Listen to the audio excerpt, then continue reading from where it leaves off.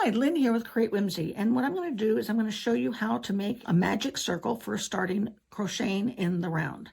There's two ways to do it. My favorite way is you want to leave a tail, 4 or 5 inches or so, and place the yarn end over 2 of your fingers. Then wrap it around, and you want to form an X on the back of your fingers.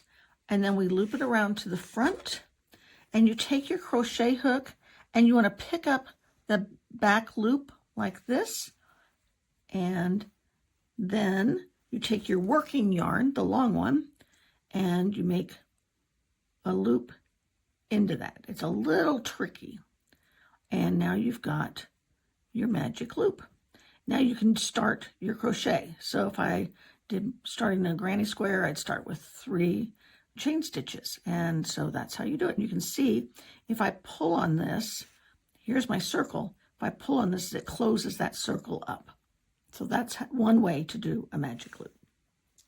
Another way to do a magic loop is I've got this hot pink yarn here, and you just want to make a circle, a little loop, and then you want to turn it over so that you bring your tail thread in a loop up through that.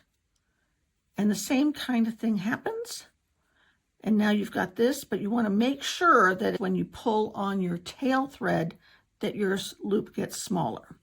And when you make it bigger, and now you're ready to pull your working yarn into here